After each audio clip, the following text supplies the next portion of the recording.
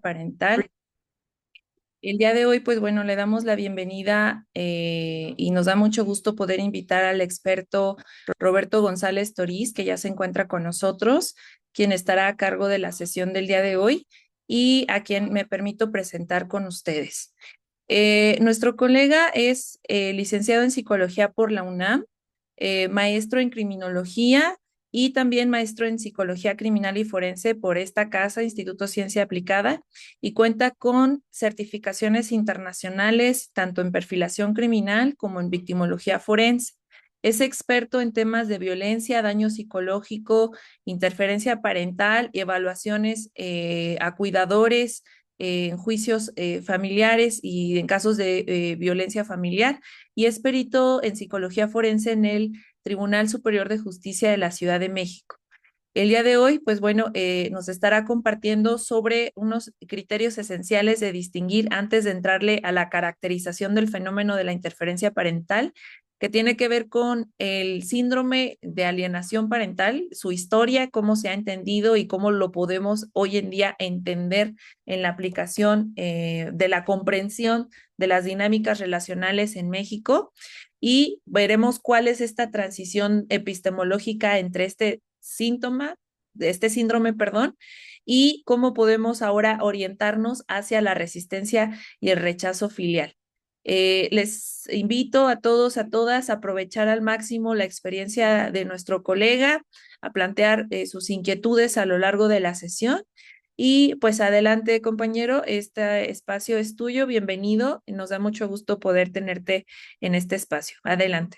Muchas gracias, es un gusto, un honor estar con ustedes. Bienvenidos, bienvenidas, bienvenides a todas las personas que se encuentran el día de hoy. Vamos a comenzar a hablar, como decía la maestra Valeria, acerca de esta fenomenología que ha ido en transición referente al tema de la interferencia parental, a la cuestión del rechazo, la resistencia filial. Si me permites nada más compartir pantalla, de favor.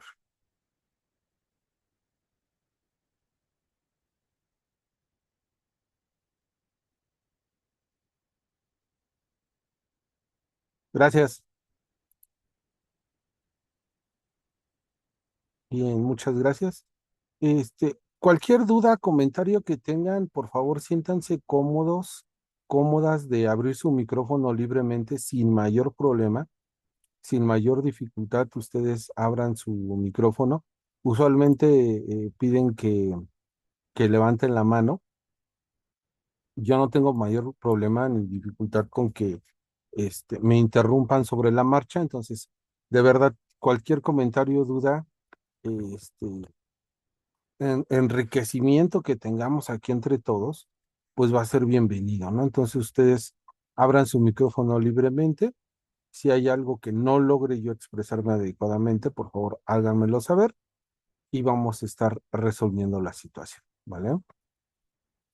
Igual si no se ve o no se escucha, hay problemas con el audio, avísenme. Vamos a hablar entonces de esta transición del SAP hacia la resistencia y rechazo filial que vamos a tener. Los objetivos que buscamos durante esta primera sesión que tenemos es superar este modelo reduccionista del SAP por un enfoque multifactorial de la RRF, que es como nosotros vamos a llamar, a la resistencia y el rechazo filial. Hablamos también de alinear la práctica forense con los estándares internacionales de derechos humanos y la Suprema Corte de Justicia de la Nación y tener una perspectiva siempre presente acerca de las NNA, esta perspectiva de infancias y adolescencias, bajo el título, bajo el objetivo de la autonomía progresiva de las NNA durante la evaluación. Vamos a empezar a hablar entonces de primera instancia acerca de este cambio de paradigma forense. Durante décadas, nuestra psicología forense estuvo operando bajo ciertos criterios, ciertas tipologías que patologizaban inmediatamente el rechazo que podrían tener las NNA hacia un progenitor. llamándolo o etiquetándolo como alienación parental. Esto fue un fenómeno que estuvo presente, estuvo vigente durante décadas y que pues estuvo violentando tanto derechos de progenitores como principalmente los derechos de las NNA. Actualmente hemos tenido ya un cambio, estamos teniendo una reestructura en la comprensión de esta fenomenología. Se ha unido tanto la parte psicológica como la parte del derecho para poder crear un análisis que reconozca la multicausalidad y tener en cuenta un papel activo como sujetos de derecho a las NNA. Recordemos que hace varios años, pues no eran considerados como sujetos de derechos, eran considerados como objetos de tutela. Al tener este significado o al tener este entendimiento, no se les tomaba en cuenta o no se les consideraba. Todo el proceso judicial, todo el proceso de investigación en el ámbito penal, pues era centrado en las partes adultas, en este famoso adultocentrismo. Esto ha cambiado, afortunadamente, y se ha utilizado una perspectiva de infancias y adolescencias, donde se evita utilizar una serie de prejuicios de género, etiquetas estigmatizantes y restarle el ejercicio de los derechos a estos NNA. Y esto viene de la mano o viene derivado también de estos límites críticos que hubo al modelo del síndrome de alienación parental. Eh, ¿Cuáles fueron estas críticas que se le realizó y que permitieron que se eliminara o pudiéramos superar este estigma, esta etiqueta y esta violencia emocional, esta violencia psicológica ejercida a las NNA y principalmente también a las madres? ¿Sale? Hablaban de una causalidad lineal. ¿A qué me refiero con esto? Se hablaba o se entendía que el rechazo era exclusivamente provocado por la manipulación de un progenitor. No daba entrada, no daba pie a otro tipo de explicaciones que podrían influir o podrían favorecer el desarrollo de, de este rechazo de la CNNA hacia el progenitor. Entonces decían, no, en realidad se hablaba o se tenía un entendido, de un prejuicio, pues de que todos los hijos, todas las hijas iban a querer a sus papás. Todos los hijos y todas las hijas era antinatural que no quisieran a su papá. Por eso se hablaba de que pues el rechazo era provocado única y exclusivamente por una manipulación de un progenitor. Hablábamos también de la invisibilización, es decir, ignorar dinámicas de violencia, negligencia o fallos en el vínculo previos a la separación. No se atendían otros escenarios, no se atendían otras hipótesis alternas que pudiesen explicar de mejor forma, de mejor manera, el abordaje de la resistencia, del rechazo hacia el progenitor. Insisto, la única explicación que se daba bajo este paradigma era la existencia de una manipulación. Hablábamos también de un sesgo de género.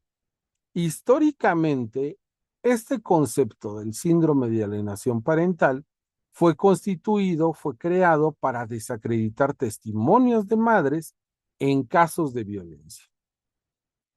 Se le etiquetaba, se le prejuzgaba, se le consideraba como una persona enferma mentalmente y que recurría a una serie de violencias que derivaban en una manipulación de los descendientes.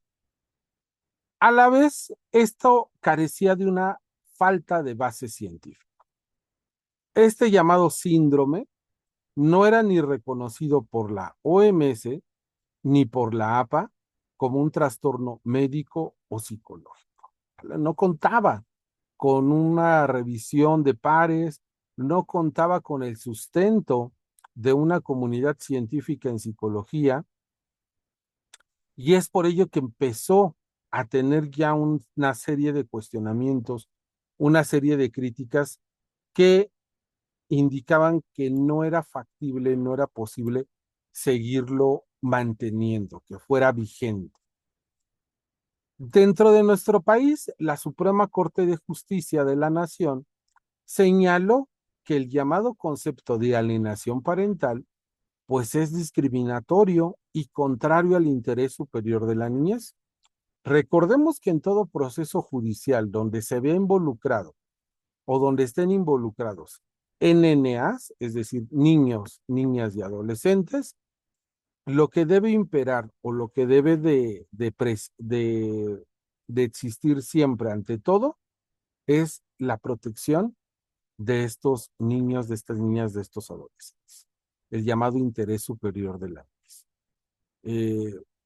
Esto implica que lo que se va a decidir, lo que se va a tomar en cuenta es el bienestar de la CNNA, por encima de los deseos, de los caprichos, de las peticiones que puedan tener los progenitores.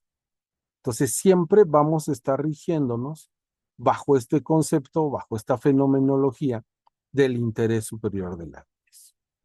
Y la misma Suprema Corte de Justicia de la Nación enfatiza que los juzgadores y los expertos, los peritos, deben analizar el contexto particular del caso, de las personas involucradas, sin partir de premisas dogmáticas que asuman la manipulación por defecto, es decir, sin tener prejuicios, sin tener sesgos cognitivos, sin asumir o preconcebir que por el juicio de guardia y custodia, por la pensión alimenticia, alguno de los progenitores va a estar manipulando, porque si ya partimos con este prejuicio y la investigación forense que realizamos versa en el sentido de querer comprobar nuestra hipótesis en lugar de descartarla, ya estamos teniendo un problema metodológico.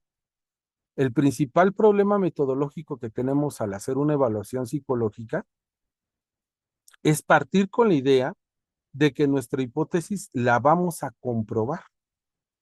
Cuando partimos con este pensamiento, corremos el riesgo inevitablemente de tener sesgos, de ser tendenciosos. La evaluación psicológica forense, metodológicamente hablando, no parte de la idea de comprobar o de verificar nuestra hipótesis, sino todo lo contrario, de tratar de descartarla, de buscar otras explicaciones que nos puedan dar un mejor entendimiento de lo que está sucediendo. Entonces, bajo esta idea, si nosotros partimos de prejuicios, de sesgos, ya estamos siendo tendenciosos.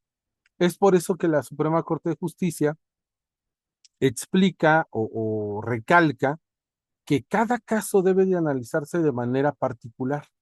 Cada caso se debe de analizar de una forma singular. No son peritajes, como le llamo yo, peritajes el maquila, que nada más cortas, copias y pegas información y lo único que haces es cambiar los datos de los evaluados, ¿no?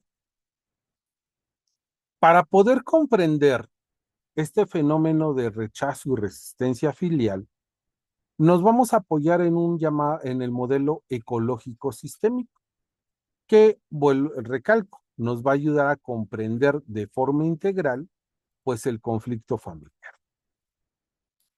Este es un modelo que realiza este investigador Bronfenbrenner.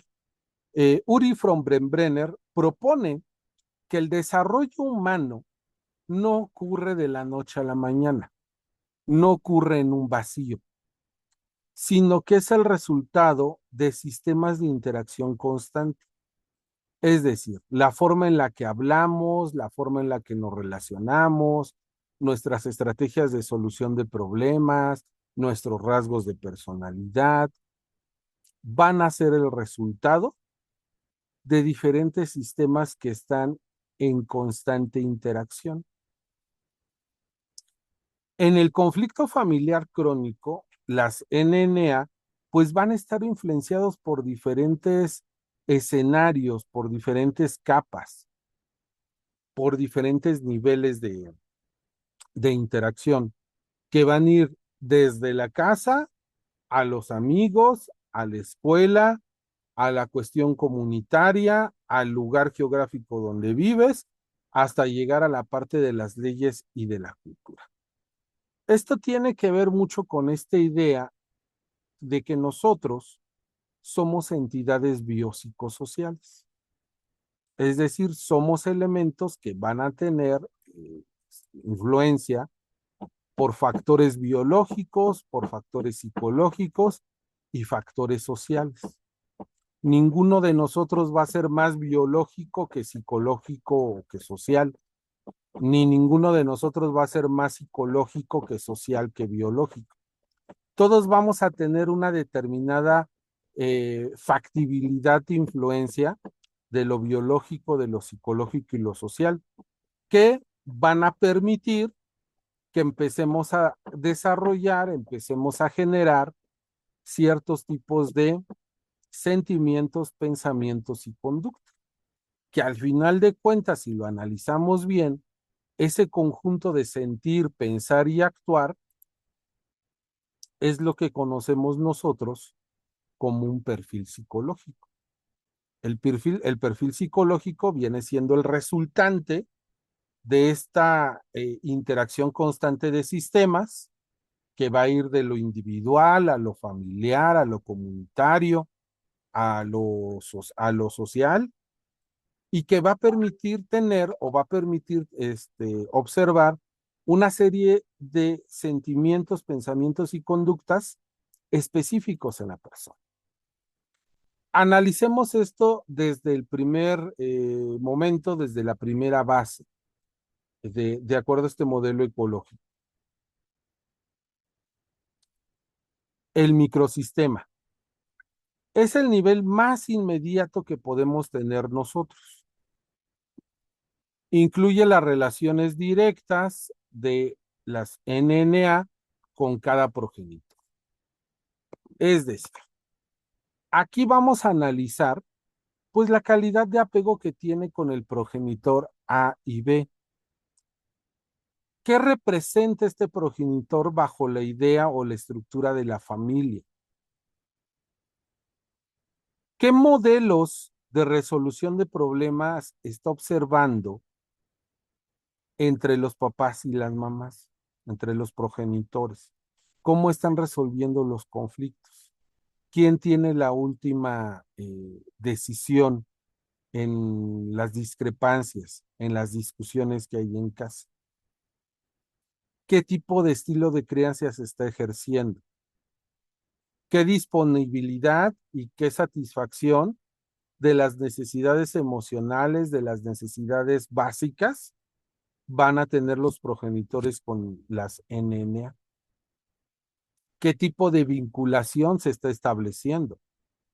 ¿Es una vinculación positiva? ¿Es una vinculación negativa? ¿Cómo son las interacciones? ¿Cómo son las convivencias? Digo, en dado caso de que pues, tal vez no estén viviendo juntos los progenitores, puede haber una situación de convivencias, pues analizar qué emociones, qué sentimientos, qué pensamientos están despertando en la NNA estas convivencias, cómo se están llevando. ¿Sí me logro explicar? Esta va a ser información útil que nosotros vamos a estar ordenando en este primer nivel, el microsistema. Pasamos al mesosistema, que son las conexiones fallidas. Aquí vamos a tener una interacción entre microsistemas, por ejemplo, comunicación entre padres, relación escuela-familia. Cuando hablo yo de la comunicación, ¿sí está bien ahí el tamaño de la diapositiva o quieren que le aumente un poco? Se ve muy bien. Perfecto. Así está bien, profe. Cuando hablo yo de la variable comunicación, tengo que analizar o tengo que recoger información que hable acerca, pues, del bloqueo de información entre progenitores sobre la salud o educación de las NNA, algo que nosotros llamamos coparentalidad. Estas estrategias, estas habilidades de cuidado que se van a repartir entre los progenitores. ¿Cómo se ponen de acuerdo para ejercer una disciplina? ¿Cómo se ponen de acuerdo para resolver alguna conflictiva escolar?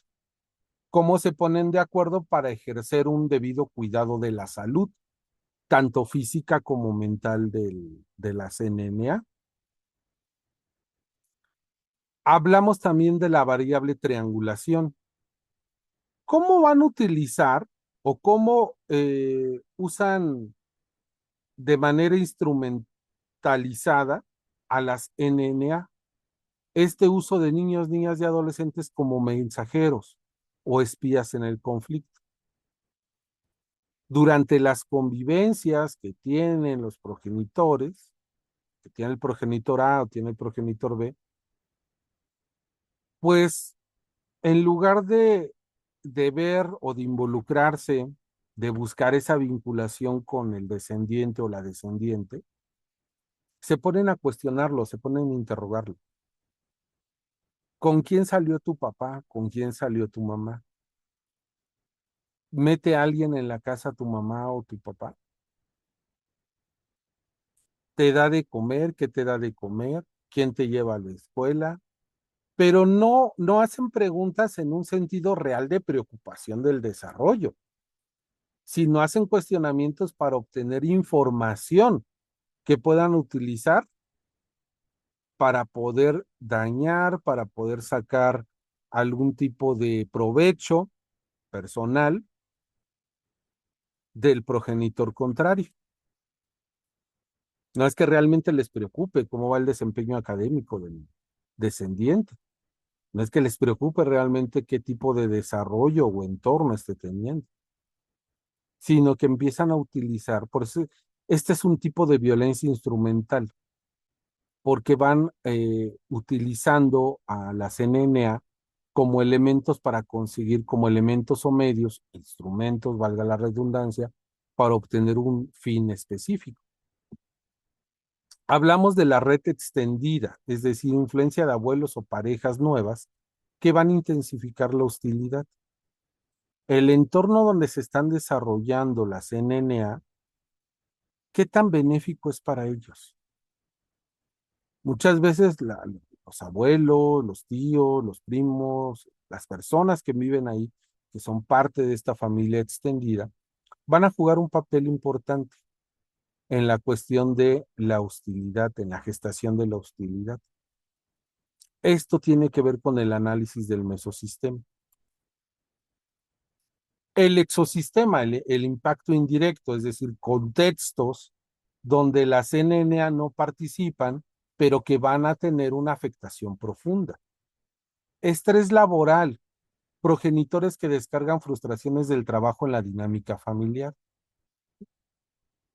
Entonces, estos progenitores llegan a la casa, llegan a las convivencias, eh, o ven ven a la casa, ven a las convivencias como medios para poder descargar toda su ira o frustración.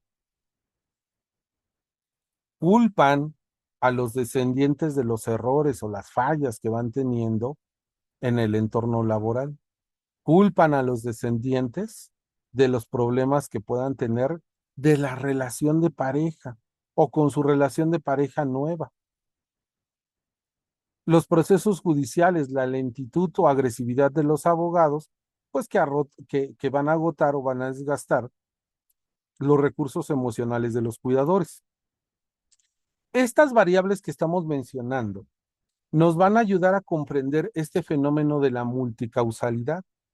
Imagínate estar conviviendo con el progenitor y que en esas convivencias sean de peleas, sean de discusiones, sean de confrontas, generen un clima de hostilidad y que muchas veces ni el progenitor con el que vives hace o realiza conductas tendientes a tergiversar la imagen del otro progenitor o realiza conductas tendientes a obstaculizar o interrumpir la vinculación afectiva, sino que son tus propias acciones las que están generando y están procurando este clima de hostilidad, este clima de inestabilidad, de caos que está percibiendo el NNA. Y va a llegar un punto en el que dice, ¿sabes qué?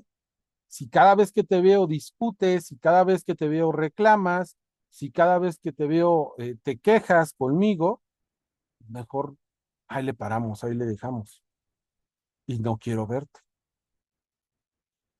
Eso es algo factible que ocurre con los descendientes, cuando después de ciertas convivencias dicen, ya no quiero ver a mi papá, ya no quiero ver a mi mamá. Y el progenitor, debido a sus incompetencias parentales, pues tiende a responsabilizar a la mamá o al papá. No, es que ya de seguro contaminó a mi hijo, ya lo estuvo manipulando, la nueva pareja ya le estuvo diciendo cosas de mí.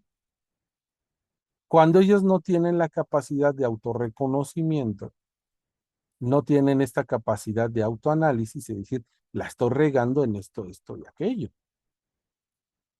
Entonces, este modelo ecológico nos ayuda a nosotros a trascender de esta idea del SAP que ocurre solamente como una manipulación, a entender que también el rechazo se puede derivar por otras causas, por otras razones.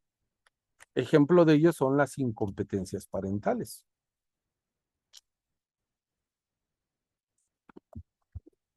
Y el último nivel va a ser el llamado macrosistema. La cuestión de las culturas, de la cultura, de las leyes, es decir, valores, usos y costumbres, ideologías, acerca de la familia, acerca del género. Esta idea de los roles de género, los roles patriarcales, de que la mamá debe ser sumisa,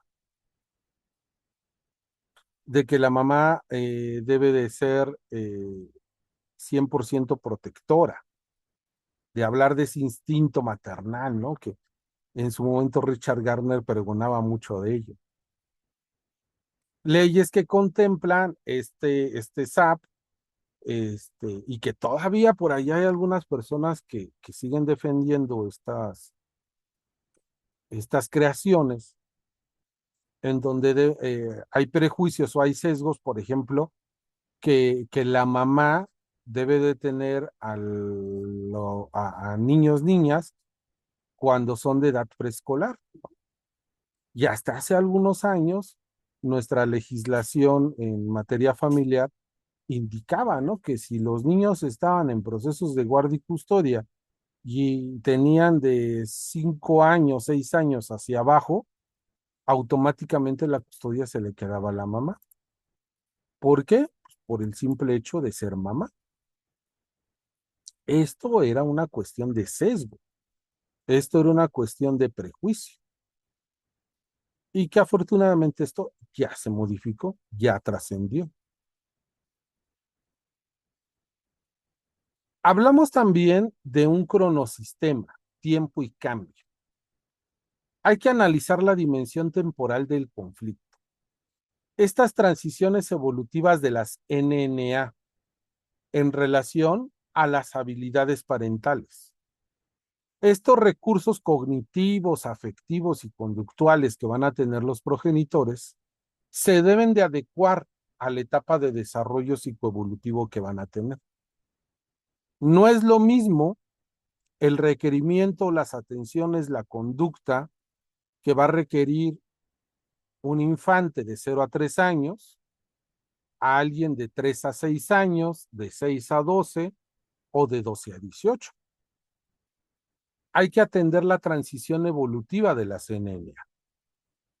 En ocasiones los padres no logran comprender esto, los progenitores no comprenden esto Y ya entrada en la adolescencia o entrada en la parte de la pubertad, los modelos conductuales, los modelos parentales cambian. Y el hecho de que ya no estén vinculados con ellos, con los progenitores, el hecho de que modifiquen su sistema de prioridades, de que ya no quieran pasar tanto tiempo con el papá o la mamá, también los progenitores lo interpretan como una forma de manipulación del otro progenitor, sin entender que son características evolutivas de los adolescentes, de las adolescentes. ¿Vale? Otra variable que va a influir en este rechazo y resistencia filial es la duración del litigio. En lo personal, he atendido casos en procesos judiciales donde evalúo a niñas, niños de 6, 7 años de edad y cerca de 10 años después me los mandan a evaluar otra vez. Y ya ahora pues no es una niña, no es un niño, ya es un adolescente. Y esta tardanza o esta permanencia de litigio fastidian a los descendientes. Empiezan a tener ya un pensamiento crítico, empiezan a estar ya con un pensamiento abstracto y que llegan en el punto de que, mira, yo ya tengo 16 años, 2 años más y yo ya decido qué hago.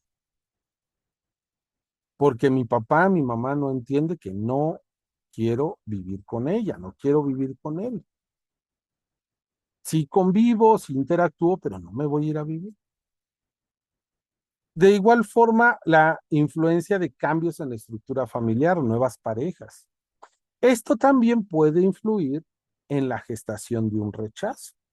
¿Sale? Y aquí lo pongo como ejemplo, ¿no? Un rechazo que inició como una lealtad infantil puede transformarse en una búsqueda de identidad autónoma en la adolescencia. O sea, niños, niñas que estuvieron siendo influenciados por el papá, por la mamá, conforme van creciendo, van teniendo, como les digo, ya el desarrollo de una conciencia, van teniendo la aparición de un pensamiento abstracto y ya empiezan a dilucidar la fenomenología desde un punto de vista diferente. Y dicen, a ver, pues mi papá no es tan bueno como decía, mi mamá no es tan buena como decía. Y entonces ya empiezan a tener esta identidad autónoma en la cuestión de la toma de decisiones. Fíjense cómo hacemos esta comparativa con este cuadrito entre esta perspectiva lineal que marcaba el SAP y el modelo ecológico sistémico. Ahora hablando en la perspectiva del rechazo y la resistencia filial. La causa, el atributo, el origen del rechazo. De acuerdo al SAP, se trataba de una manipulación de un progenitor, principalmente de la madre. En el modelo ecológico, hablamos de múltiples factores. El rol de los o de las NNA en el modelo lineal se hablaba de que eran víctimas pasivas, que eran víctimas de un lavado de cerebro. En el modelo ecológico los vemos como sujetos activos, con una autonomía progresiva. El enfoque forense, de acuerdo al SAP, era diagnosticar un síndrome, cuando bien sabemos que esa no es nuestra función como forenses. Una evaluación forense nunca va a diagnosticar, nunca va a identificar una etiqueta diagnóstica, nunca te va a dar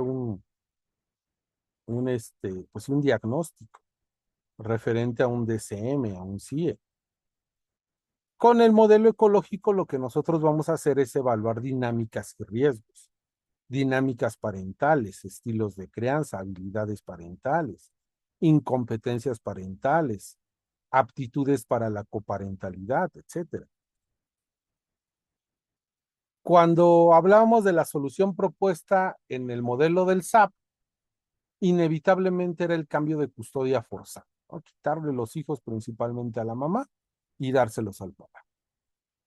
En el modelo ecológico hablamos de una intervención sistémica y terapéutica, con la finalidad de poder atender las áreas de oportunidad que tienen los papás, con la oportunidad de poder ayudar a superar o a manejar de una mejor manera las diferentes alteraciones psicoemocionales que puedan presentar. Entonces, este uso del modelo ecológico sistémico, pues va a ser fundamental que nosotros lo podamos entender y usar al estar atendiendo esta fenomenología. ¿Sale? Se habla que el enfoque sistémico, bueno, pues la resistencia filial es el resultante, es el síntoma, por llamarlo de algún modo, de una disfunción en todo el sistema, no la culpa aislada de un individuo. Es decir, el hecho de que tú rechaces, de que te resistas a la interacción con un progenitor, no es cuestión meramente individual, no es cuestión tuya nada más, sino es el resultado de una serie de interacciones que han incidido en este tipo de conducta. La resistencia y el rechazo, recuérdenlo, es una conducta, es una huella psicológica. Y como forenses, tenemos la obligación de hallar o de encontrar de dónde surge esta huella psicológica, cuál es su origen. Por eso es que debemos de atender todos estos niveles multifactoriales. Vamos a atender todos estos sistemas que estamos proponiendo. No sé si hay alguna duda, alguna pregunta, comentario o aporte durante esta primera sección de por qué evolucionamos del SAP a hablar ahora de una resistencia y rechazo filial. No sé si alguien quiera comentar algo.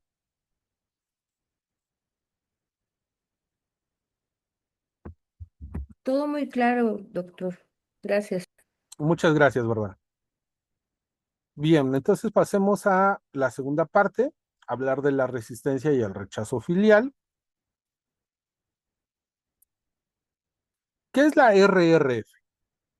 Bueno, pues se va a referir a un comportamiento, a una serie de comportamientos de NNAs que se resisten o rechazan al contacto con un progenitor de manera persistente en contextos de separación. Cuando hay cuestiones de divorcio, se puede presentar esta fenomenología. Volvemos a repetir. La RRF se refiere al comportamiento de NNAs que se resisten o rechazan al contacto con un progenitor de manera persistente en contextos de separación. ¿Qué ejemplos de resistencia puedo tener? Dificultad para iniciar o mantener visitas, llanto, somatización, dolores de estómago, vómito, dolores de cabeza. El rechazo, negativa absoluta a ver o hablar con el progenitor.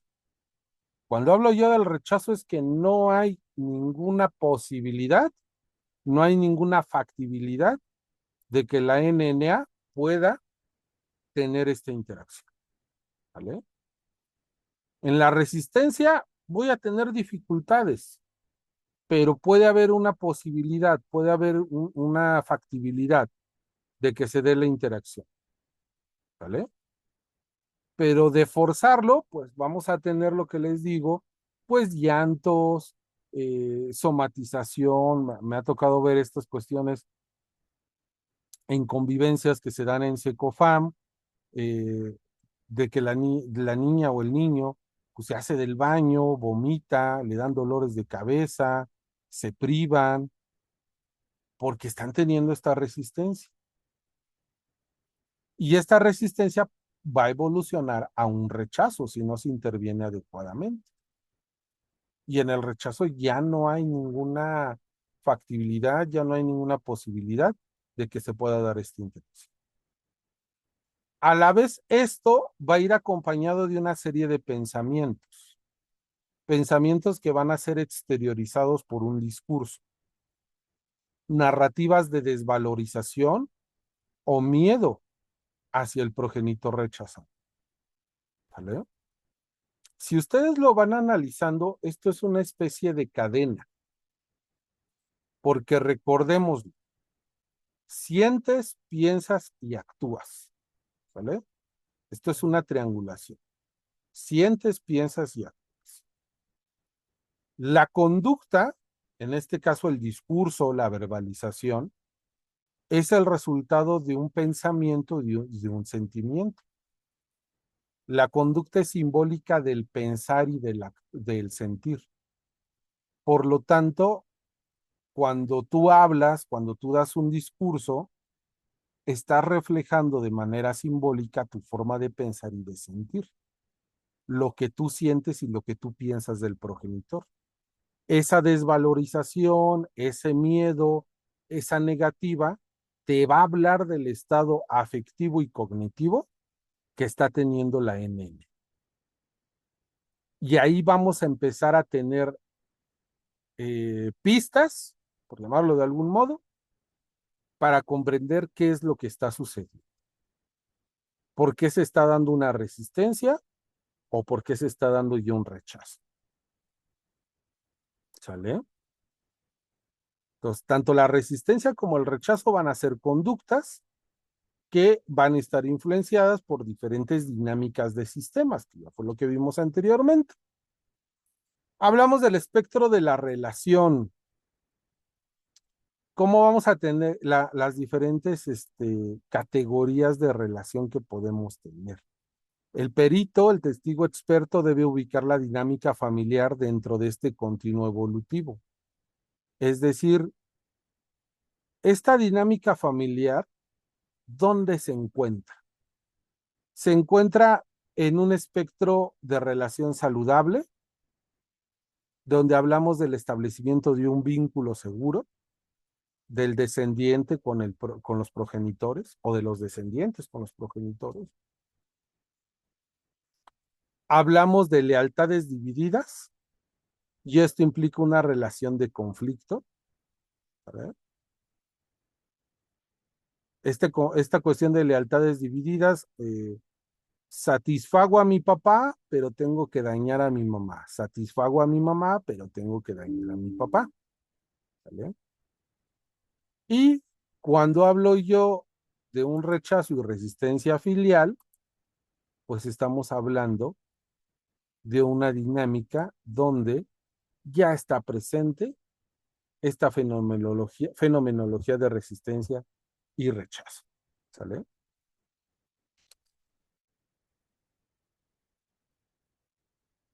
Entonces tenemos que ubicar qué tipo de dinámica familiar estamos nosotros observando. Una dinámica familiar saludable que está basada en un vínculo seguro, que sí es factible tenerla. Yo he tenido casos donde los progenitores pues sí tienen una adecuada coparentalidad, o sea, sus competencias parentales están bien, lograron entender que el problema de pareja, el conflicto de pareja es eso y no tiene que inmiscuirse en la parentalidad. Pero hay otros que no lo van a entender así. Y entonces hablamos de estos escenarios de lealtades divididas, que te habla de una relación conflictiva, o este escenario ya de resistencia y rechazo. ¿Vale?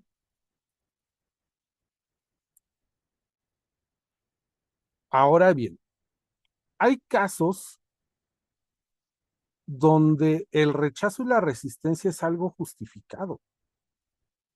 No necesariamente va a ser el resultado de una manipulación, no necesariamente va a ser el resultado de una tergiversación de la imagen del progenitor, sino que son respuestas razonables a experiencias negativas que van a tener.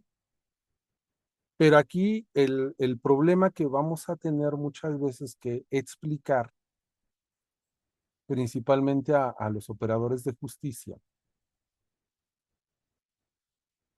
es que no siempre se va a tener una lealtad absoluta a los progenitores. Ni siempre vamos a tener un amor incondicional hacia ellos. Hay una serie de sesgos cognitivos que a priori utilizan los jueces o los magistrados cuando un niño o una niña dice no quiero ver a mi papá, no quiero ver a mi mamá. Y entonces el juez o el magistrado dice, pero ¿cómo no vas a ver a tu papá o a tu mamá? Si es algo que tú tienes que tener, debes de tener un papá, debes de tener una mamá, debes de tener la figura de tu padre o de tu madre, porque si no vas a crecer mal, vas a tener muchos problemas durante la adolescencia y durante la adultez. Y estas solamente son cuestiones o creencias personales. No logran entender de que hay situaciones que van a justificar el rechazo y la resistencia de los descendientes hacia los progenitores. ¿Como cuáles? Antecedentes de maltrato físico y emocional. O sea, niñas, niños y adolescentes que cuando vivían todos vivían los progenitores juntos, pues eran peleas constantes, eran discusiones constantes. Se separan y ya todo es tranquilidad, ya no hay violencia, ya no hay gritos. Entonces les dicen, ahora tienes que ver a tu papá, tienes que ver a tu mamá. Cuando de antemano sabías que esta persona era la que generaba, la que violentaba, la que ocasionaba todo el conflicto en la familia, dices, yo no lo quiero ver. Yo no quiero tener esa interacción ya. Y es un derecho que tienen las NNA a un desarrollo de una vida libre de violencia. Y es válido que no quieran ver o interactuar con su progenitor cuando hay antecedentes de maltrato físico o emocional. Negligencia en los cuidados básicos. ¿Cómo voy a querer interactuar contigo que siempre me olvidabas en la escuela? Y cuando digo siempre, era siempre. Que no cumplías, no estabas en mis cumpleaños, en mis convivencias de escuela, te ausentabas, so pretexto del trabajo, pero no lo compensabas con otras acciones. Cuando el NNA o la NNA está expuesta a violencia de género, la incapacidad del progenitor rechazado para sintonizar con las necesidades de las NNA. Esto que les decía, no logran entender los cambios evolutivos y psicológicos que van a tener los adolescentes. Y los siguen tratando como si fueran niños. O a los niños los tratan como si fueran adultos. Y entonces ahí tenemos una discrepancia del estilo de crianza que vamos a tener. Cuando analizamos o vemos estos tipos de antecedentes en las dinámicas familiares, podemos decir que la conducta de rechazo y de resistencia es una conducta normal para un entorno anormal en el cual estuvieron desarrollándose. ¿Sí me explico? Es una respuesta esperada para escenarios anormales que no tenían que vivir, no tenían que experimentar las NNA. Entonces, bajo estas situaciones o bajo estas variables, es factible y es entendible que no quieran tener un contacto o se resistan a tener las convivencias. Y ahí lo podemos identificar nosotros con los papás. Por ejemplo, cuando tú estás evaluando las competencias parentales, una pregunta que yo suelo hacerles, ya casi al final de toda la entrevista, es cuestionarle al papá o a la mamá, ¿qué le está enseñando a su hijo o a su hija con este proceso judicial? ¿Qué es lo que usted considera que le está enseñando a su hijo o a su hija? ¿Qué le está dejando como legado con este proceso judicial? Esa es una pregunta que y que muchas veces, no digo que en todas, pero sí en la mayoría de las veces, los hace reflexionar, ¿no? De que a ver qué, pues sí, ¿qué le estoy enseñando? ¿No? ¿Qué le estoy dejando como legado? El haberlo involucrado dentro de todo este proceso. Y otra pregunta también es, ¿cuál es la responsabilidad que considera que tiene usted en la gestación de este conflicto? ¿Verdad? O sea, y te van a decir, no, es que yo no tuve la culpa. No, no le estoy hablando de culpa. Le estoy hablando qué responsabilidad considera que tuvo en la gestación de este conflicto. Porque usualmente cuando evalúan, no sé si alguno de ustedes ya está en el ámbito forense, la parte de, creo que sí, algunos de ustedes ya están en la parte forense. Cuando evalúas en el ámbito familiar, eh, el progenitor A tiende a hablarte del progenitor B y el progenitor B tiende a hablarte del progenitor A. Entonces, puedes dejarlos que se desahoguen un poquito, pero ya después les dices, ¿sabe qué? Eh, la evaluación es de usted, no es de su expareja. ¿O qué le parecería si yo hiciera la evaluación de usted en boca de su expareja? ¿Le parecería bien? Y entonces ya es cuando ya les cae el 20, por llamarlo de algún modo, ya identifican que pues tienen que hablar de lo que hacen ellos o de lo que dejaron de hacer ellos y no estar hablando de la otra contraparte, ¿sale? Bien. Hablamos también de un conflicto parental crónico. Esto lo entendemos cuando las NNA quedan atrapadas en este conflicto. Es por eso que les hago yo esta pregunta. Bueno, ¿usted qué considera que les está enseñando a sus hijos con este conflicto? ¿Ya los involucró? ¿Ya los tiene en el proceso? ¿Qué les está enseñando? Y aquí el rechazo puede ser una estrategia de supervivencia emocional para detener el conflicto entre sus figuras de referencia por parte de la NNA. Cuando ellos perciben o ya están fastidiados de que los estén llevando a juzgados, que los estén llevando con abogados, que sean sometidos a diversas evaluaciones psicológicas, los niños dicen, ¿sabes qué? Ya, estoy harto, estoy fastidiado y mejor rechazo todo tipo de interacción. Ya no quiero seguir en el proceso.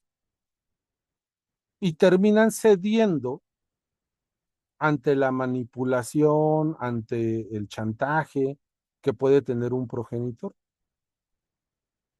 Dicen, ya, si con esto se va a terminar, pues ya lo terminamos y se acabó. ¿Sale? Bien.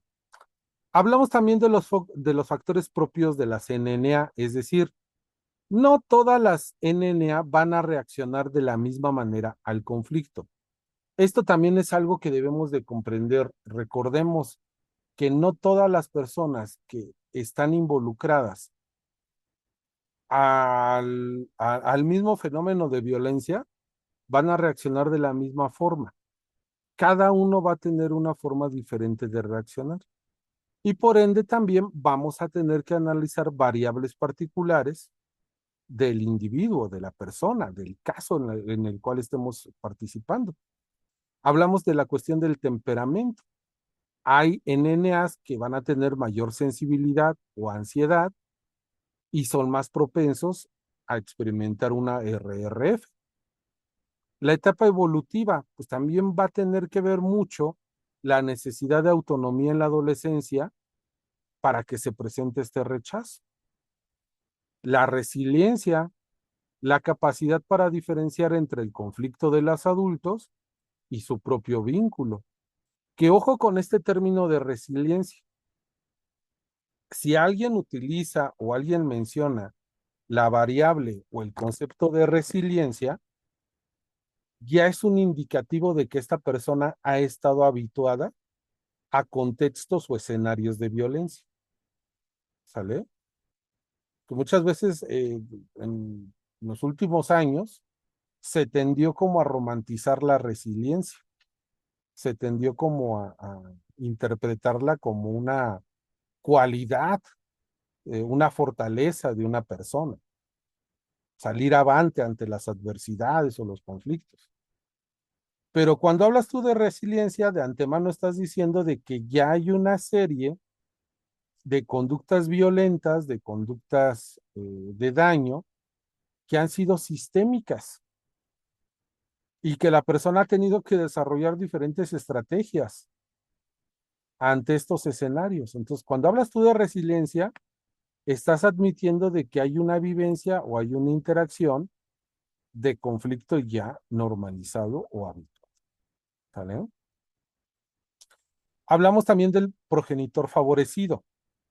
Es aquel con quien el NNA va a mantener una alianza estrecha, ¿vale? Con quien va a tener una mayor vinculación, con quien va a tener una mayor identificación psicoemocional, si lo quieren llamar ustedes así.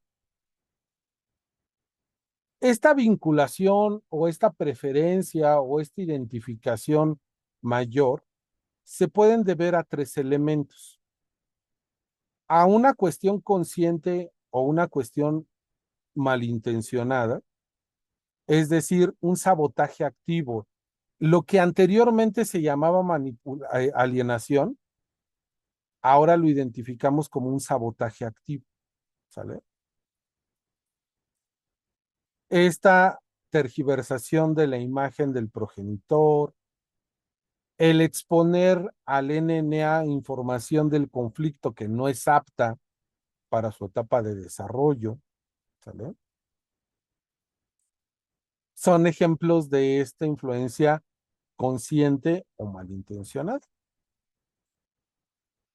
De una influencia inconsciente, ansiedad por la separación que la NNA detecta y trata de calmar rechazando a la otra persona.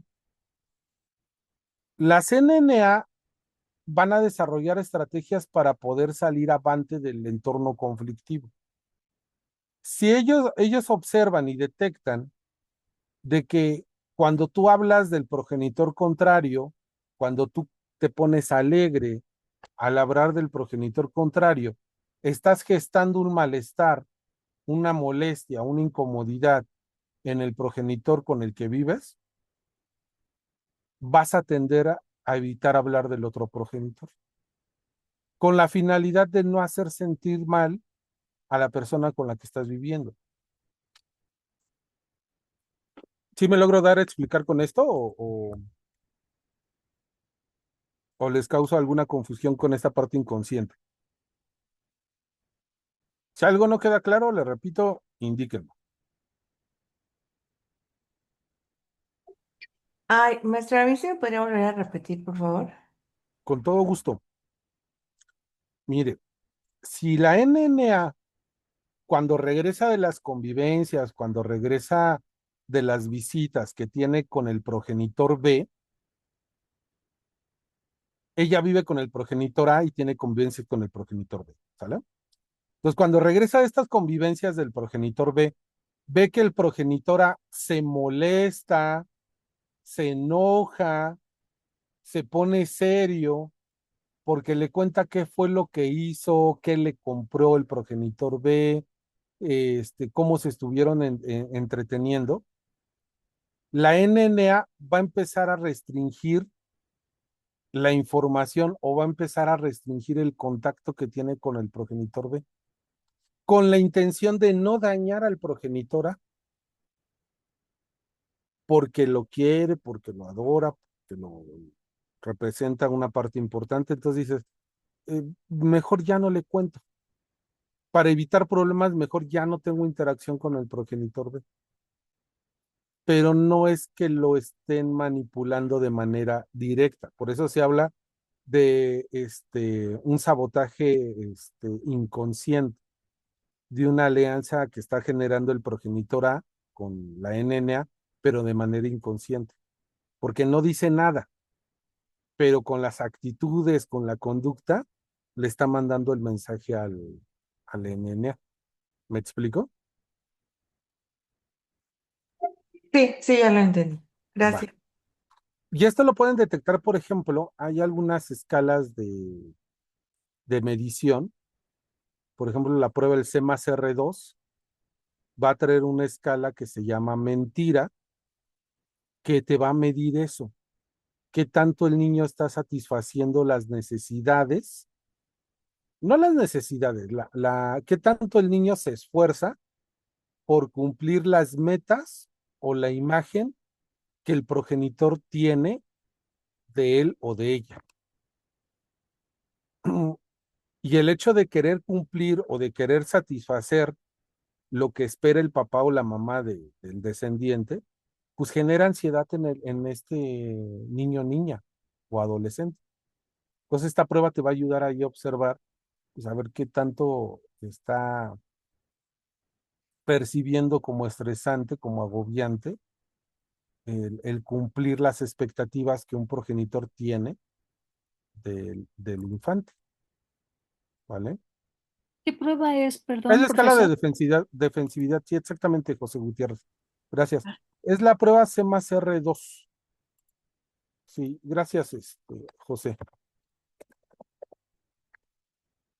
C más R2, ahí se las puse en el chat. ¿Sale? Y vamos a tener también otra variable que es la reactiva. El intento de protección ante un peligro percibido real o no por parte del progenitor. Entonces, cuando el progenitor A o el progenitor B percibe o asume que el descendiente o la descendiente está en un contexto que es violento, que es agresivo, que es hostil, acorde a lo que él considera o ella considera, pues empieza también a generar una alianza. ¿Sale? Entonces, estas tres categorías o estas tres fenomenologías van a ser las variables que van a poder generar una influencia en el descendiente o la descendiente. ¿Sale? Cuando hablamos del progenitor rechazado, aquí lo que nosotros vamos a tener que atender como testigos expertos, como peritos, es la rigidez en el estilo de crianza. ¿Vale? La falta de empatía hacia el malestar del NNA durante las visitas, durante las convivencias. La historia de ausencia o escaso involucramiento previo. La reacción hostil ante la resistencia inicial de las NNA. Un punto clave que yo les puedo recomendar para poder empezar a recabar la información en estos casos de resistencia y rechazo filial son entrevistas dirigidas a recabar información de las competencias parentales. ¿Vale? Aquí lo que vamos a estar buscando es información acerca de las competencias parentales, que me va a brindar también elementos que me ayudan a identificar la cuestión del estilo de crianza, me van a ayudar a identificar elementos que favorezcan la coparentalidad, las áreas de oportunidad que debemos de mejorar en el ejercicio de las competencias parentales. Entonces, aquí la entrevista que utilizamos, vuelvo a recalcar, es una entrevista enfocada a la evaluación de las competencias parentales. Me va a ser de mucha utilidad para poder identificar estas variables y poder vincular, en todo caso, las incompetencias parentales como elemento o como fuente de origen de la resistencia o el rechazo. ¿Vale? Vamos a hablar de este resumen de la multicausalidad. La RRF no es un diagnóstico de la anemia. La RRF es una descripción de una crisis relacional donde van a interactuar factores biológicos, psicológicos y sociales. ¿Vale? No estamos diagnosticando nada. Estamos describiendo una dinámica. Estamos describiendo una crisis de relación de las NNA con los progenitores. ¿Vale? Tomando en cuenta factores biológicos, psicológicos y sociales. Recalco de nueva cuenta, de ahí la importancia de utilizar el modelo ecológico sistémico para poder organizar y explicar la información en nuestro peritaje. ¿Sale? Aquí coloco yo una serie de indicadores que podemos nosotros atender para poder empezar a adentrarnos en esta temática. No son los únicos, pero sí son con los que pueden comenzar a identificar. Hablamos la dimensión conductual, la afectiva, la cognitiva y la relacional. En la dimensión conductual, ¿qué es lo que voy a observar yo? Resistencia física, evitación del contacto visual, la agresividad. ¿Esto cómo lo puedo yo obtener o cómo lo puedo yo saber? Podemos solicitar los informes de las convivencias que se pueden dar en los centros de convivencia familiar, en el SECOFAM. Ahí, sí, ahí van a tener un registro, van a tener una bitácora de qué es lo que está ocurriendo en esas interacciones. Ahí podemos tener, a esto se le llama un verificador externo, es una fuente de información que vamos a tener. En la dimensión afectiva vamos a tener la falta de ambivalencia, es decir, el progenitor es todo malo, la progenitora es toda mala, no tiene ningún grado de responsabilidad, no, se van a ir a los extremos. Por un lado, un progenitor es toda bondad y por otro lado es toda maldad. No va a haber intermedios. En la parte cognitiva, la NNA va a utilizar un lenguaje que no es propio de su etapa de desarrollo cognitivo, afectivo. Generalmente usa terminología adulta, tiene un discurso ya armado, ya tiene un discurso estructurado y es repetitivo. Me ha tocado donde yo recibo a la niña, al niño, al adolescente, lo saludo y le digo, ¿sabes por qué estás aquí? Es que te vengo a hablar de lo que me hizo mi papá. Mi papá es esto, esto, esto. Mi mamá hace esto, esto, esto. En alguna ocasión una niña de 7 años, me acuerdo de bien, 6, 7 años, ya la pasé a la oficina, me presenté, estaba explicando quién era yo y la niña sí me dijo, ya hablaste mucho, ¿no? Dame las hojas para que te haga los dibujos. Tengo que ponerte lo que me pasó con mi papá, porque si no se me va a olvidar. Dame ya las hojas, ¿no? Y los niños son muy, suelen ser muy espontáneos de repente y esa espontaneidad muchas veces te va a dar mucha información en el discurso eh, de este aleccionamiento que suelen tener, ¿no? En estas dinámicas. La dimensión relacional, ¿qué indicador vamos a estar observando?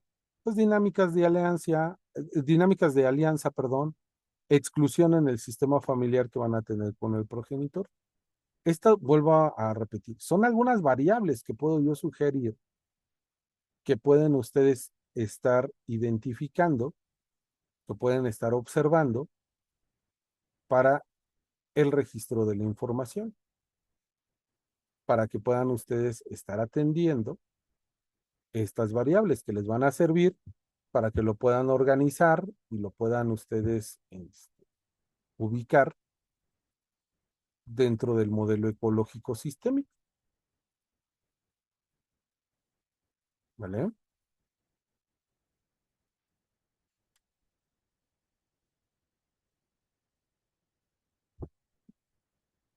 Bien. ¿Dudas, preguntas que ten? Ah, perdón, ¿estaban copiando? ¿Le regreso?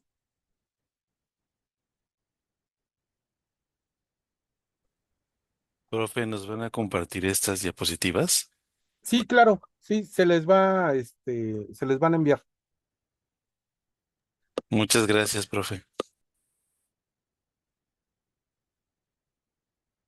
Bien. Vamos entonces con nuestra tercera sección. No sé si alguien antes de pasar a la tercera sección tenga alguna duda, pregunta. ¿Vamos bien? Perfecto. Entonces vamos al punto de la transversalidad de los derechos humanos dentro de toda esta fenomenología de la cual estamos hablando. Volvemos a recalcar acerca del interés superior de la niñez. Es nuestro principio rector. Siempre que estemos participando en una evaluación donde estén involucrados NNAs, debemos de estar dirigiéndonos, debemos de estar siempre acorde al interés superior de la niñez. ¿Vale? Este es un derecho sustantivo, una norma de procedimiento. En casos de RRF, el interés superior de la niñez, pues implica que la solución judicial debe de priorizar el bienestar emocional de la CNNA sobre los derechos de convivencia de los adultos. Lo que yo les decía, ¿no? Aquí lo que nos va a interesar es el bienestar de la CNNA, que va a estar por encima,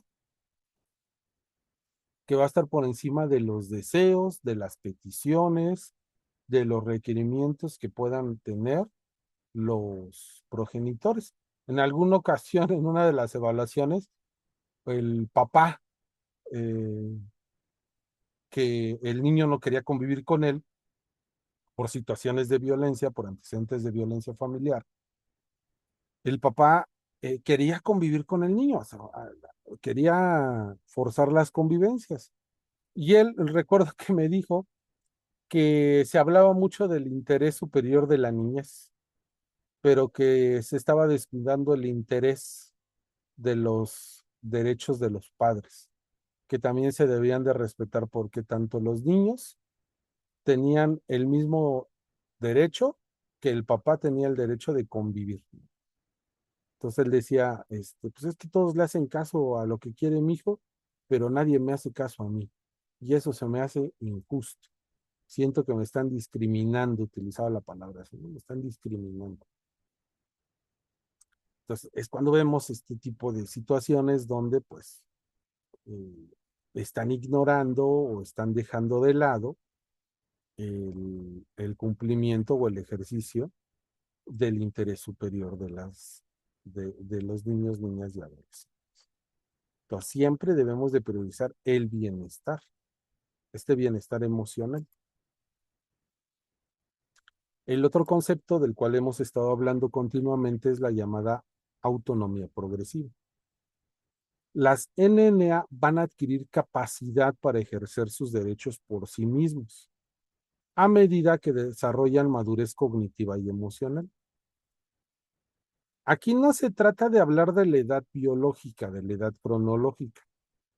Se habla de la capacidad evolutiva evaluada por el experto, es decir, la autonomía progresiva vamos a entenderla como esta capacidad que van a tener las NNA para poder manifestar, para poder ejercer y para poder solicitar el ejercicio de derechos.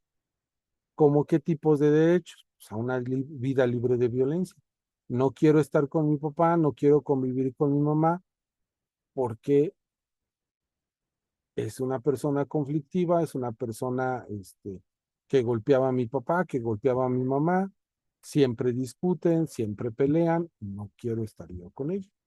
De hecho, este principio de autonomía progresiva también y el interés superior de la CNNA permitió que se tomara en cuenta su voz durante los procesos judiciales en este ámbito familiar y abre estas pláticas de escucha, que le llaman así pláticas de escucha con el menor, por parte de los jueces o los magistrados, ¿no?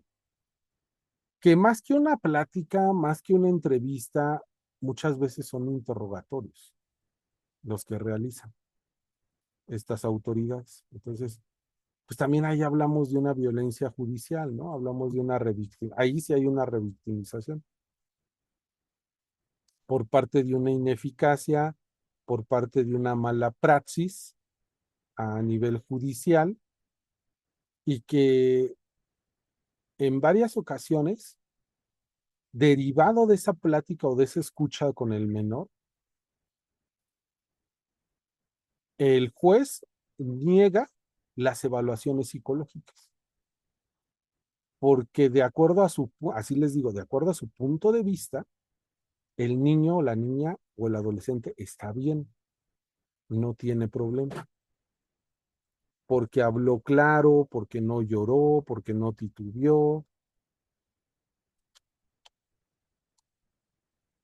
Entonces, con base a una serie de sesgos cognitivos, los jueces dicen, no, no necesita la evaluación psicológica. Y le dan la guardia y custodia al papá o a la mamá y el problema viene después. Cuando derivada de esta decisión, pues hay casos donde incluso hasta llegan a privar de la vida a la CNNA porque el conflicto persiste. Y cuando dicen, oigan, ¿y por qué no los mandaron a evaluación psicológica? Pues porque el juez, con base a su criterio, dijo que no era necesario. Por eso, siempre lo recomendable, un estándar de cientificidad y de buena praxis en los procesos familiares, guardia y custodia, patria potestad, etcétera, siempre hay que realizar la evaluación psicológica. Siempre. Porque va a orientar sobre las necesidades, las dificultades, las áreas de trabajo que se tienen que trabajar o se tienen que tener con tanto con la CNNA como con los progenitores. Y eso es priorizar el interés superior de las infancias y adolescencias. ¿Vale? Adelante, N. Flores. Gracias, Buenas profesor. tardes, buenas noches. ¿Cómo está? Hola, buenas tardes a todos. Fíjese que yo quisiera compartirles muy brevemente Por un favor. caso que me genera una pregunta en relación a esto que estoy escuchando. Acerca de un caso que yo supe, yo en ese caso no fui perito, sino me tocó trabajar como terapeuta y hasta eso no se logró, digamos, el proceso y ahorita creo que nos va a quedar un poquito más claro por qué. En este caso, el papá había sido víctima de violencia física, de violencia intrafamiliar por parte de su pareja, que era 20 años menor que él. Él ya estaba en la tercera edad y la esposa era una mujer 20 años más joven. Lo golpeó, le hizo un escándalo, lo amenazó con un cuchillo y todo esto lo presenció el hijo adolescente.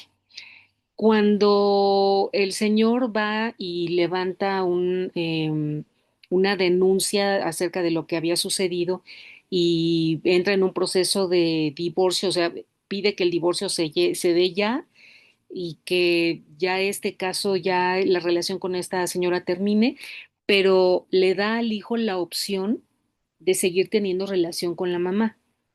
Entonces, el juez le da una cita al adolescente y el adolescente le dice que no quiere tener ningún trato con la mamá, porque además la mamá le cedió la custodia al papá. Y cuando platica con el juez, le dice que él no quiere tener tratos con la mamá, porque además de que la mamá le cedió totalmente los derechos al papá, se enteraron de que ella antes de irse, porque ella fue la que se fue de la casa y ya no quiso tener trato con ninguno de los dos, se había robado una cuenta en la que le habían, el papá durante todos los años, digamos, del niño, desde pequeñito hasta la edad que tenía en ese momento, había estado pagando como un seguro de estudios universitarios. Y la mamá, haciendo por ahí una serie de artimañas, logró retirar esos fondos de la cuenta antes de irse. Entonces, el juez en ese momento no solicitó ninguna evaluación, no pidió nada y dijo, bueno, si tu deseo es no volver a ver a tu mamá, es tu decisión. Y si tú quieres, en algún momento hablar con ella por teléfono, lo puedes hacer y si no, es tu decisión. Y él dijo, no quiero ni siquiera hablar con ella por teléfono. Para mí, esa señora ya no la quiero en mi vida, ¿no? La mamá hizo un intento de una llamada más o menos después de un par de meses, hizo un intento de, ¿quiere hablar conmigo por teléfono? No. Ah, bueno, entonces ya no le hablo y jamás se volvió a aparecer la mamá. Entonces, aquí mi pregunta es, ¿hasta dónde realmente?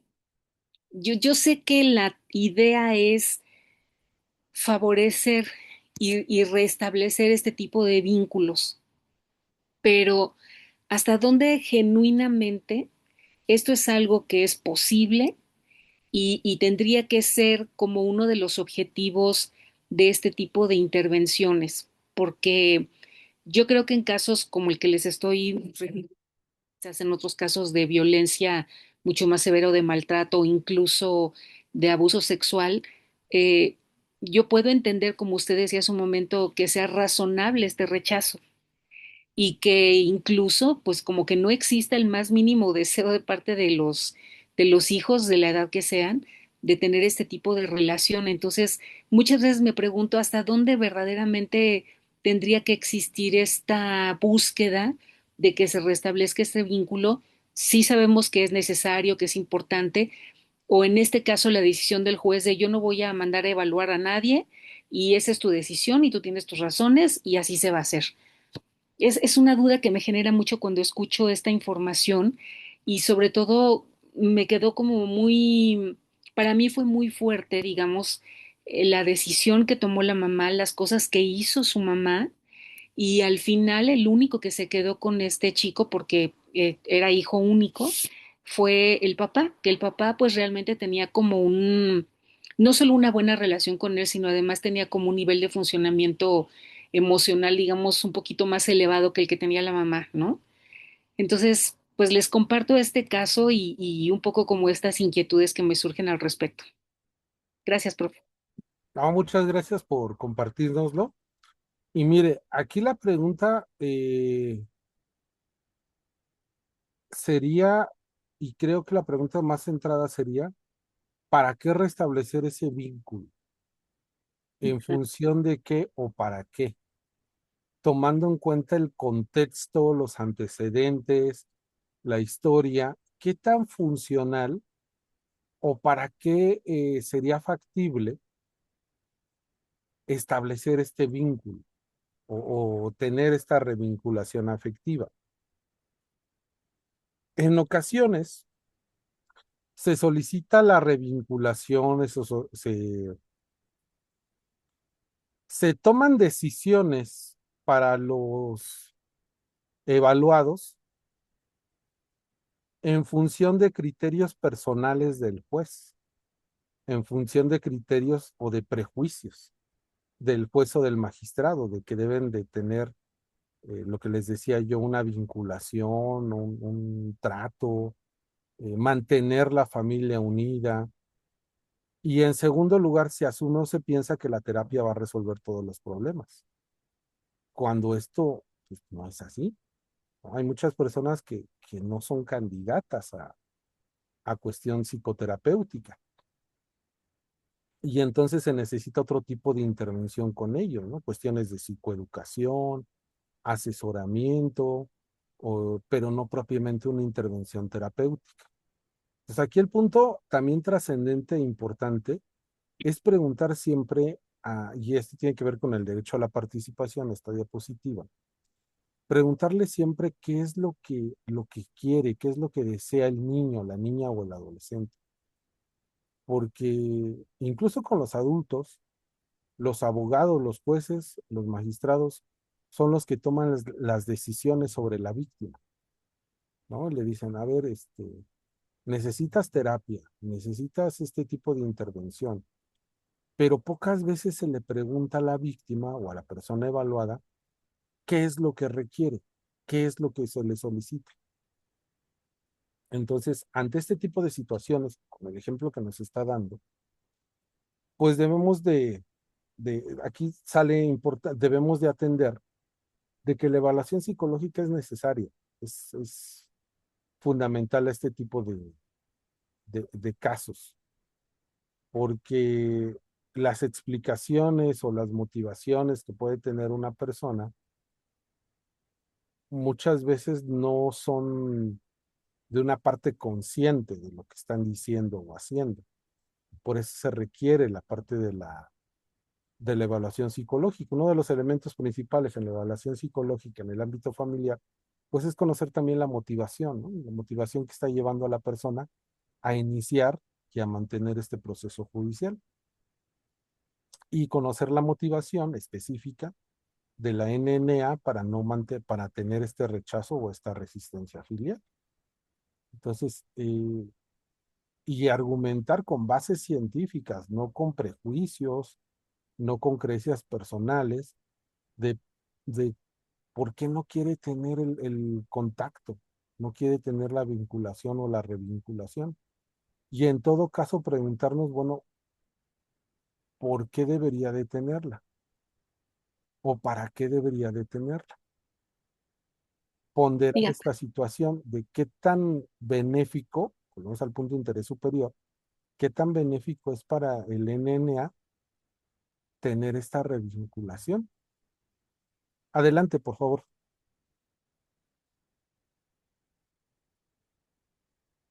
N. Flores, creo que iba a hablar, o alguien más iba a hablar.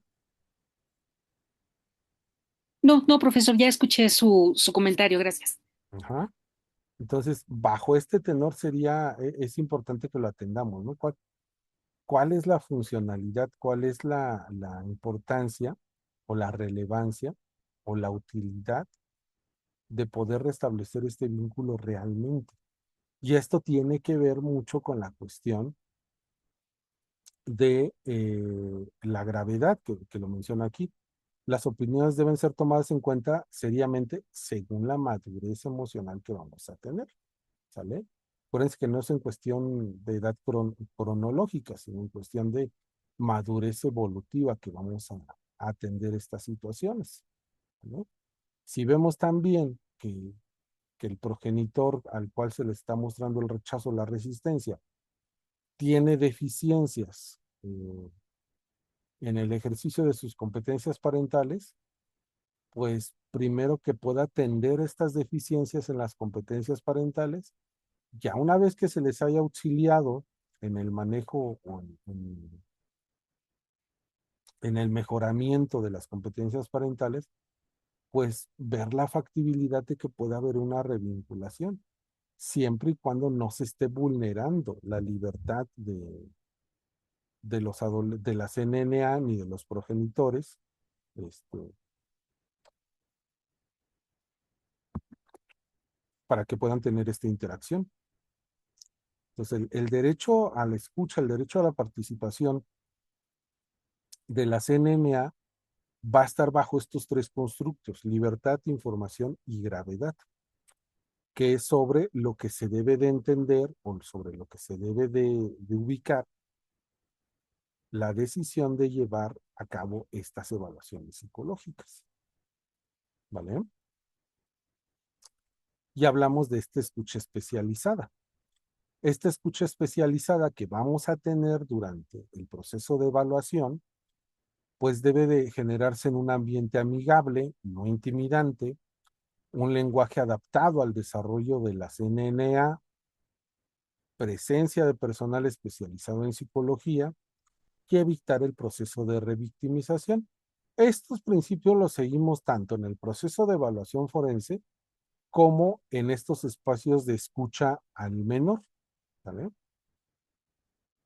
Que es cuando generalmente está o debe de estar el juez, debe estar algún representante de la fiscalía, estar representantes de psicología, eh, que pertenecen al área de asistencia técnica, ¿vale? Y que van a estar protegiendo o van a estar cuidando el desarrollo psicoemocional de la NNA durante este proceso, ¿sale? ¿Cómo va a influir la madurez y la toma de decisiones? ¿Cómo influye el desarrollo en la RRF? Ay, por ahí alguien está rayando la pantalla, no sean malitos, no la rayen. Si no, luego ya no le entendemos. ¿Cómo influye el desarrollo en la RRF? Bueno, fíjense, en la primera infancia vamos a tener variables importantes que atender. Pensamiento concreto, alta dependencia, lealtades mágicas. En la etapa escolar atendemos desarrollo moral, búsqueda de justicia, comparaciones entre padres. En la adolescencia tenemos el pensamiento abstracto, la necesidad de control, el cuestionamiento de la autoridad. Por eso, y es lo que les digo, estas variables son las que nos van a estar ayudando a identificar cómo se está presentando, se está manifestando esta fenomenología de la RRF, de acuerdo a la etapa de desarrollo psicoevolutivo que estamos analizando.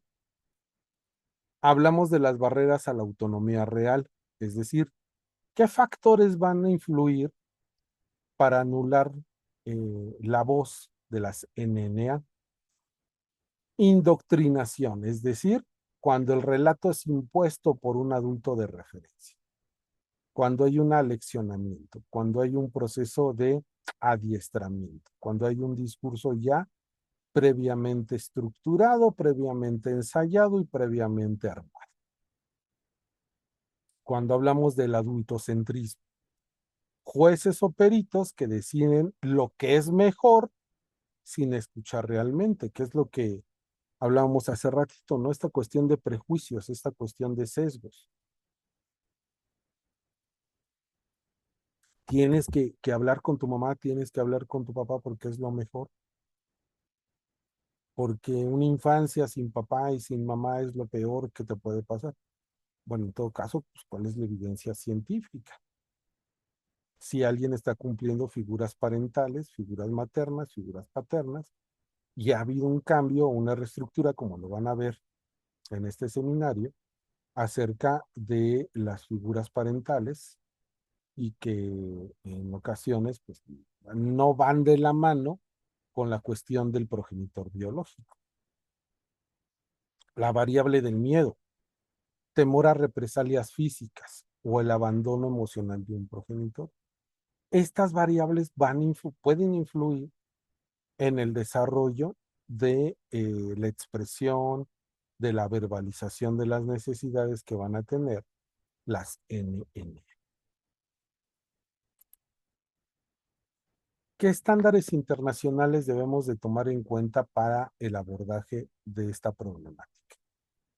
Debemos de tomar en cuenta la Convención sobre los Derechos del Niño por parte de la ONU, la Observación General número 12, que es el derecho a ser escuchado, y recomendaciones del Comité de la CEDAW contra los estereotipos de género en juicios de custodia.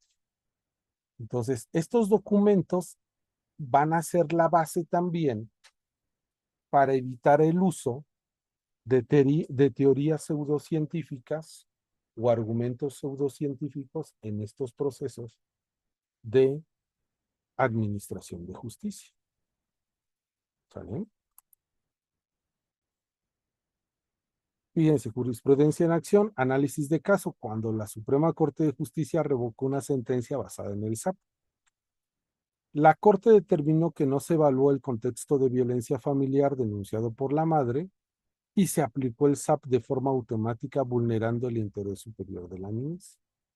Se ordenó una nueva evaluación con perspectiva de género y multicausalidad. Por eso es que en todas las evaluaciones psicológicas, mucho más en este ámbito familiar, debemos de estar utilizando la perspectiva de género.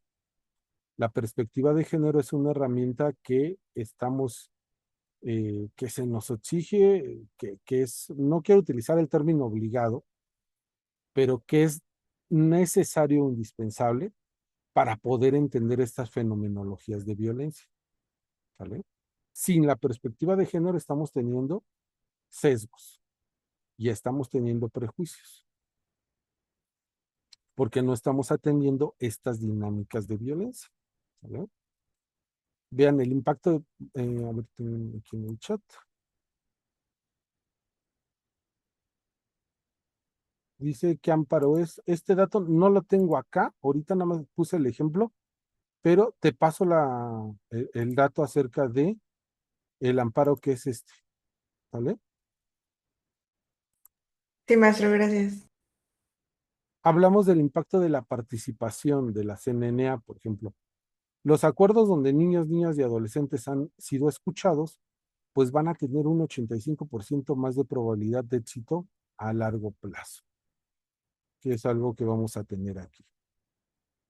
¿Sale? Vamos a la parte 4, sección de género y estereotipos.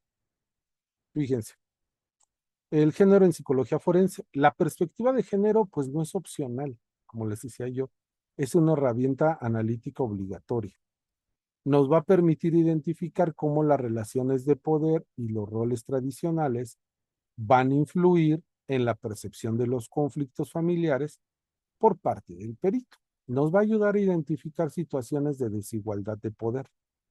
Nos va a permitir identificar asimetrías del ejercicio del poder en las relaciones de pareja.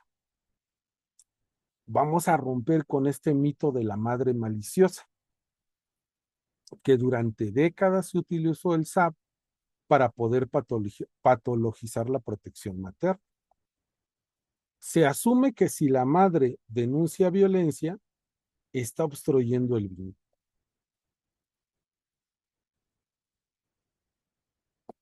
Se ignora el instinto de protección real ante un protector agresivo. Y como consecuencia a esto, se va a silenciar a la víctima y se va a poner en riesgo a la NNA. ¿Vale? Estos son elementos que debemos de evitar a toda costa, incluso cuando hagan algún metaperitaje. Si detectan estos elementos o estas variables, hay que recalcarlas en primera instancia, porque esto es una forma de revictimizar a la persona. ¿Vale? El mito del padre desplazado. El uso del SAP para evitar la responsabilidad parental. Se asume que el papá es inocente y que el rechazo del NNA es 100% externo, que proviene de la mamá, que proviene de la progenitora. Se evita analizar la falta de compromiso previo del papá con la crianza y la consecuencia. No se trabaja en las fallas vinculares del papá. Lo que les digo aquí, el papá es la víctima, el papá no tiene fallas, el papá no tiene errores, el papá es excelente en el ejercicio de la parentalidad, pero pues todo esto es un prejuicio, es un sesgo y lo que está generando es una tendencia en los resultados que estamos teniendo.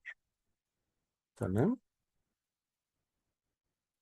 Observamos también esta violencia de género y la RRF. Es muy importante que nosotros podamos diferenciar entre una dinámica de rechazo y un mecanismo de defensa. No tiene que ver con la cuestión psicoanalítica, ¿vale? Los niños, niñas y adolescentes que han presenciado, han atestiguado violencia contra su mamá, pues suelen desarrollar un rechazo genuino y protector hacia el agresor. Etiquetar esto como alienación es una violación de los derechos humanos. ¿Vale? Ojo con estos elementos.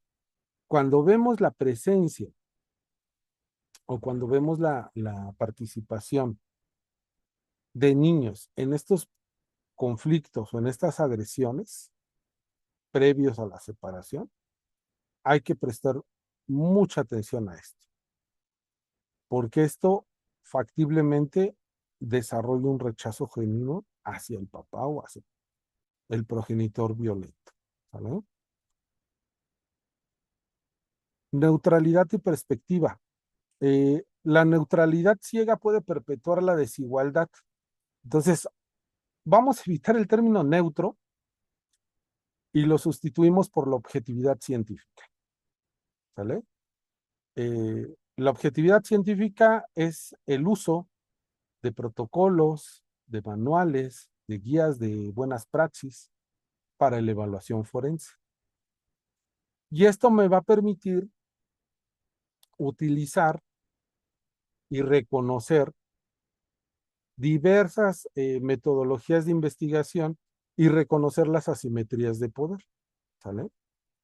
Una de las herramientas de investigación metodológica que estamos siempre exigidos a utilizar es precisamente la perspectiva de género. Y más ante estas dinámicas de violencia, más ante estas conflictivas familiares, que es donde continuamente la vamos a ver presente.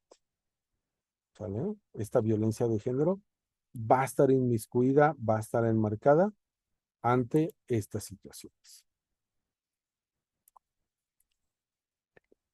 Vamos a construir un camino y precisamente este seminario les va a ayudar a realizar una evaluación sin sesgos. ¿Cómo? Pues basado en evidencia. Basar conclusiones en hechos observables, no en interpretaciones morales. Y por eso recalco mucho esto de los prejuicios y de los sesgos aquí. Porque es muy común que se utilicen bases o justificaciones, pero morales, no científicas. Y entonces eso es muy peligroso en estos contextos, porque puedes revictimizar a la persona o no le permites que salga de una dinámica de violencia. Y en lugar de sacarla de ahí, perpetúas el ejercicio de esa violencia. Hablar de un enfoque de interseccionalidad. Considerar clase social, etnia y otras variables que van a afectar a la familia. Y la ética. Reconocer los propios prejuicios como profesional antes de emitir un juicio, ¿no? Que esto es algo que debemos nosotros de manejar siempre, ¿no? Dejar de lado nuestros prejuicios, dejar de lado nuestra parte de cuestión moral y ser objetivos utilizando estos protocolos, estos manuales o estas herramientas de análisis forense, que a lo largo del seminario ustedes lo van a tener. ¿Sale? Recuerden, nuestro trabajo va a tener una influencia en el desarrollo de vidas. Nuestro trabajo va a tener una influencia en el desarrollo de las personas.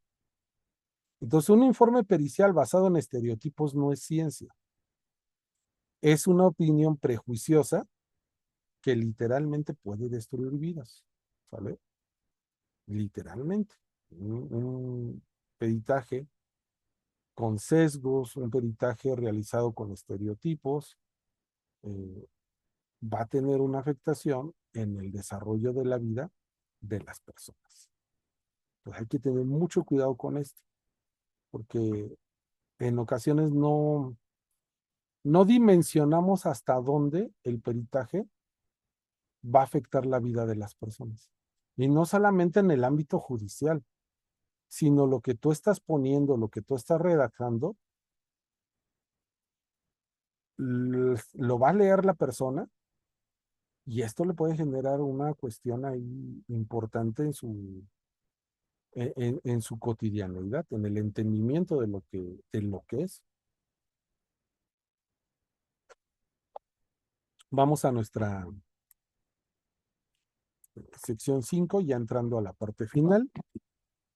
Vamos a esta aplicación práctica contemporánea. De manera resumida, puedo hablar de un protocolo de evaluación del rechazo y resistencia filial que va a requerir entrevistas individuales a todos los miembros del sistema, ¿sale? Esto es muy importante. Hay que evaluar a todos los miembros del sistema. Yo no puedo determinar la existencia de un rechazo y una resistencia filial si evalúo nada más al progenitor A, si evalúo al descendiente o si evalúo nada más al progenitor B. No, necesito evaluar a todos para poder concluir. Observación de interacciones, solamente cuando sea seguro. Por ejemplo, esta observación puede ser a través de los centros de convivencia familiar, a través de los reportes que están teniendo ahí los monitores que están ahí. Revisión de expedientes previos, antecedentes de violencia, aplicación de pruebas psicométricas validadas. Aquí las pruebas psicométricas van a estar en función del caso en particular, ¿sale? No, no vamos a aplicar un machote de pruebas, porque cada caso, cada persona es diferente. Y tal vez por sus mismas características que va a tener la persona, no es posible aplicar las mismas pruebas que se aplicó en un caso anterior. Hablamos también de técnicas de entrevista de la CNMA. Aquí lo importante, como yo les decía, en el caso de los progenitores es una entrevista de competencias parentales. En el caso de la CNNA hay que centrarnos en entrevistas de tipo narrativas, ¿verdad? ¿Qué variables o qué claves nosotros debemos de poner atención en el discurso? Palabras claves. Las palabras, las expresiones que utiliza, ¿son propias o son repetidas? La carga afectiva. ¿Hay miedo real de lo que te está contando? ¿O hay un enojo inducido? ¿O hay un enojo real de lo que te está contando? La ambivalencia. ¿La NNA puede ver algo positivo en el padre, en el progenitor rechazado? ¿O es completamente un cerrazón? Ahí también van a ser elementos claves que nos van a dar información importante de cómo está haciendo esta RRF, cómo está ocurriendo, cómo se está presentando. Nuestra redacción del informe. Recuerden que el informe forense lo van a leer personas que no son expertas en psicología. Lo van a leer personas que no tienen un conocimiento psicológico. Entonces, hay que cuidar mucho la redacción, ¿sale? Y más cuando estamos hablando de NNAs. Debemos de utilizar un lenguaje claro, un lenguaje entendible, un lenguaje abierto, principalmente descriptivo, evitando los diagnósticos clínicos, respetuoso con evidentemente una redacción basada en perspectiva de infancias y adolescencias, libres de término menor o de SAP, y hablar de proposiciones, es decir, sugerir planes de intervención de intervención psicológica, discúlpenme, en la medida de lo posible, es decir, eh, señalar si se requiere intervención terapéutica en cuestión de asesoramiento, en cuestión de psicoeducación o en cuestión de intervención terapéutica, ¿vale? Entonces son los 3 niveles que vamos a tener en cuestión de intervención psicológica. La cuestión del asesoramiento, la cuestión de la psicoeducación y la cuestión del proceso terapéutico. Entonces, dependiendo de cómo estemos viendo la conflictiva familiar, dependiendo de en qué modelo de relación conflictiva estemos ubicando el caso, será la sugerencia de intervención que nosotros podamos emitir, ¿vale? ¿Y qué les digo? Siguiendo de la mano con esto, podemos hablar de las sugerencias de intervención que vayan dictadas o vayan enfocadas a una coparentalidad. es decir, una terapia focalizada en reducir el conflicto entre los adultos, o que esta intervención vaya enfocada a la vinculación, procesos graduales y supervisados de reacercamiento, o factores de protección, suspensión de convivencia si existe riesgo real de daño. Esto también puede ocurrir, ¿no? De que esté la convivencia, pero estemos detectando que debido a la conflictiva familiar, debido a las incompetencias parentales que están teniendo, no es factible que se esté llevando a cabo, y debido a las alteraciones psicoemocionales que se hayan derivado de las convivencias, de las visitas con el progenitor, no es factible seguir manteniendo este tipo de interacción. Entonces, sí hacemos este tipo de sugerencias en nuestro informe. ¿Sale? Ya como parte final, hacemos este resumen de la transición. Pues hemos pasado de una visión simplista y castigadora del SAP a una visión compleja, a una visión humana y basada en derechos, que es la concepción que tenemos de la resistencia y el rechazo filial, donde priorizamos en primer lugar la voz y el bienestar de las NNA. Ya para finalizar, les puedo decir que la justicia que no escucha a las infancias y a las adolescencias, pues no es justicia. ¿Sale? Vamos a ir forjando este camino hacia una psicología forense crítica y comprometida a los derechos humanos. Y pues con esto estamos terminando nuestra participación, esta primera sesión introductoria hacia esta fenomenología. Espero que esto les haya sido de utilidad, que haya sido de interés para todas ustedes. Queda pendiente lo del amparo, Saraí, te lo paso, te lo hago llegar, por favor. Maestro, gracias. Les dejo ahí mis datos de contacto para cualquier duda, comentario, asesoría, con todo gusto. Si está en mis manos, cuenten con ello, que podamos tener, ¿vale? No sé si tenga alguna duda, pregunta, comentario. Si no, pues con esto estamos terminando nuestra sesión del día de hoy. Yo de verdad les agradezco mucho su tiempo, su atención, y las diapositivas, como les decía, se les va a hacer llegar. Las van a tener ahí ustedes para que pues les den un repaso ya con mayor tranquilidad, que pueda tener algún tipo de comentario. Igual si queda alguna duda, con toda la confianza del mundo, ustedes coméntenlo y a la brevedad posible se lo resuelve. ¿Sale? Bien. Muchísimas gracias, maestro. Estaremos pendientes del material para compartírselos a los estudiantes. Tenemos un grupo de WhatsApp y de igual forma les vamos a compartir el enlace a la plataforma de Classroom a través también del grupo de WhatsApp, donde podrán consultar el material que nos comparta el maestro. Te mandamos un abrazo gigantesco. Gracias, muchas gracias por esta primera y majestuosa primera sesión de este diplomado. A todos y todas descansen. Nos encontramos la próxima semana para seguir compartiendo. Te mandamos un abrazo, maestro. Gracias, buenas noches, que estén bien.